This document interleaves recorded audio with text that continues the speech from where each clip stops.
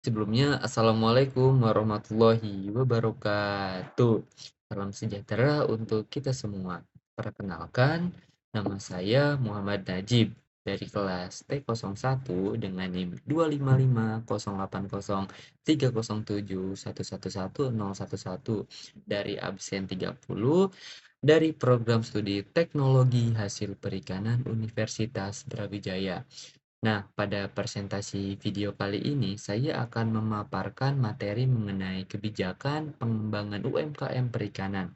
Melalui pembahasan ini, kita akan melihat bagaimana kebijakan strategis pemerintah dirancang untuk memperkuat sektor hulu hingga hilir, serta menganalisis apa saja tantangan, kelemahan, hingga rekomendasi solutif yang bisa diterapkan di masa mendatang. Mari kita masuk ke latar belakang teman-teman, di mana latar belakangnya ini seperti teman-teman yang kita ketahui, Indonesia ini dianugerahi sebagai wilayah perairan yang sangat luas. Sektor kelautan dan perikanan ini merupakan salah satu pilar strategis dalam perekonomian nasional kita yang memiliki potensi sumber daya hayati yang sangat luar biasa. Di dalam struktur ekonomi perikanan ini, usaha mikro kecil dan menengah atau UMKM memegang peran yang sangat krusial sebagai tulang punggung penggerak ekonomi masyarakat khususnya di wilayah pesisir dan sentra-sentra budidaya. Nah, UMKM perikanan ini mencakup ekosistem yang sangat luas dari hulu hingga ke hilir, teman-teman. Hingga para pemasar ikan ini mereka tidak hanya berfungsi sebagai penyedia lapangan kerja massal bagi masyarakat pesisir, tetapi juga menjadi garda terdepan dalam menjaga ketahanan pangan berbasis protein hewani bagi masyarakat luas.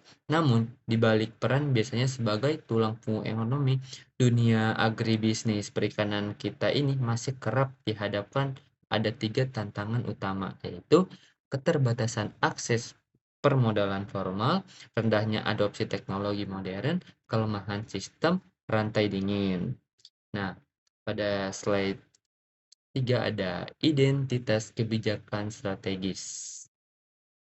Nah, di mana nama programnya ini adalah Pemberdayaan UMKM Pengelola dan Pemasaran Hasil Perikanan, di mana level dan dasar hukumnya ini adalah nasional, teman-teman. Lembaga pelaksana ini adalah Ditjen PDS PKP Kementerian Kelautan dan Perikanan, di mana sasaran utama ini adalah POK Lahasar dan kelompok perempuan nelayan pesisir. Lanjut, ada slide berikutnya, ada tujuan kebijakan. Nah, selanjutnya pada halaman keempat ini kita akan melihat apa saja tujuan kebijakan serta bentuk intervensi nyata yang diberikan oleh pemerintah kepada para pelaku usaha. Ada 3 pilar intervensi utama yang diturunkan di lapangan. Pertama, ada bantuan fisik. Bantuan fisik yang diberikan oleh pemerintah ini membagikan sarana produksi modern, seperti contohnya mesin vakum, alat pencetak bakso, hingga freezer, untuk mengatasi masalah penurunan kualitas produk. Kedua, ada legalisasi gratis seperti sertifikat halal dan SKP. Nah, yang ketiga ada edukasi. Nah, tidak hanya memberikan alat, pemerintah juga memberikan pelatihan intensif mengenai teknik pengemasan yang baik serta strategi pemasaran digital agar UMKM ini bisa go online. Lanjut pada slide berikutnya. Nah, dengan adanya intervensi-intervensi tadi, muncul berbagai potensi dan manfaat positif yang signifikan bagi kemajuan UMKM perikanan kita. Manfaat tersebut eh, dapat terbagi dalam ketiga pilar. Ada nilai tambah, terus ada akses pasar dan efisiensi modal. Nah, pada nilai tambah ini melalui transformasi Dari yang semulanya hanya menjual ikan segar menjadi olahan matang, hal ini secara otomatis meningkatkan harga jual di pasar sekaligus memperpanjang daya simpan produk tersebut. Nah, yang kedua ada akses pasar. Nah, pada kepemilikan sertifikat SKP ini, pemerintah bertindak sebagai tiket resmi bagi produk lokal agar bisa menembus pasar yang lebih luas seperti swalayan, supermarket, dan pasar modern. Lalu ada efisiensi modal. Nah, pemberian bantuan alat secara gratis jelas sangat meningkatkan beban investasi modal awal yang harus ditanggung oleh para pelaku usaha mikro atau kecil. Nah, lanjut slide berikutnya.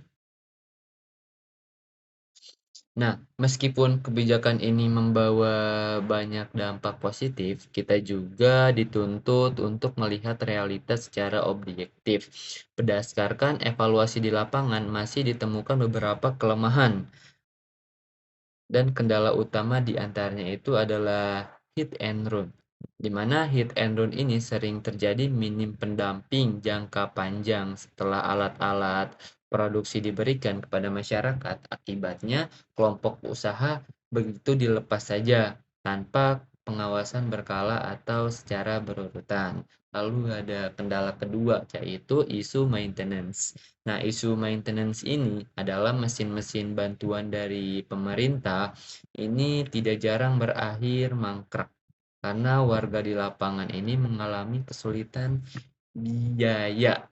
Nah, maupun pengetahuan teknis untuk melakukan perbaikan ketika terjadi kerusakan. Lalu ada kendala ketiga, ini adalah ketepatan sasaran, di mana masih sering dijumpai adanya dominasi dari kelompok-kelompok yang kebetulan memiliki kedekatan khusus atau bisa disebut kayak oknum aparatur lokal sehingga atas keadilan distribusi bantuan menjadi terganggu.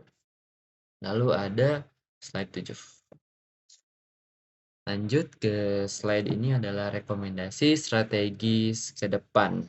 Nah, berangkat dari kelemahan-kelemahan dari lapangan tersebut, saya merumuskan 3 rekomendasi strategis ke depan agar kebijakan ini berjalan jauh lebih penting, efektif, dan berdampak jangka panjang.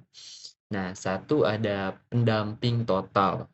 Nah, pendamping total ini program tidak boleh berhenti saat penyerahan alat, harus diwajibkan adanya program pendamping yang berjalan minimal 1 tahun pasca bantuan untuk mengedukasi dan memastikan perawatan mesin secara berkala. Lalu ada seleksi digital, di mana pemerintah perlu membangun sistem transparansi berbasis digital dalam proses penjaringan. Tujuannya adalah agar proses seleksi berjalan adil, objektif, serta mampu menjangkau UMKM potensial hingga pelosok hingga ke daerah. Lalu ada mitra off-taker. Ya, ini adalah solusi hilir yang tidak kalah penting adalah integrasi dengan BUMN. Karena dengan itu, perikanan atau jaringan retail modern yang bertindak sebagai pembeli siaga, dengan begitu pelaku UMKM ini memiliki kepastian serapan pasar atas produk olahan mereka diproduksi. Lalu ada slide berikutnya, kesimpulan. Nah, pada kesimpulan ini, dari presentasi ini, kebijakan penguatan UMKM perikanan yang diusung oleh Ditjen PDS-KPK atau Kementerian Kelautan Perikanan yang diusung pada dasarnya merupakan sebuah langkah yang sangat bagus untuk memajukan industri dari usaha olah ikan di Indonesia lewat pembagian alat-alat modern seperti tadi freezer, alat vakum, serta pengurus sertifikat halal dan SKP secara gratis. Dengan kebijakan ini terbukti nyata mampu meringankan beban modal awal para pelaku usaha kecil di pesisir. Nah, dampaknya pun sangat positif. Produk buatannya ini pengelola atau Polkasar serta ibu-ibu pesisir kini memiliki nilai jual yang lebih tinggi, higienis, lebih awet, dan mampu bersaing di pasar modern. Nah, pada akhirnya kebijakan ini berkontribusi nyata dalam meningkatkan kesejahteraan masyarakat maritim kita agar mereka bisa mandiri dan tidak terus terus tergantung dan tengkulak. Nah, segitu saja. Sekian dari pemaparan presentasi dari saya. Terima kasih atas perhatian dan waktu yang telah diberikan. Saya sangat terbuka dan sesi diskusi tanya jawab setelahnya. Terima kasih. Assalamualaikum warahmatullahi wabarakatuh.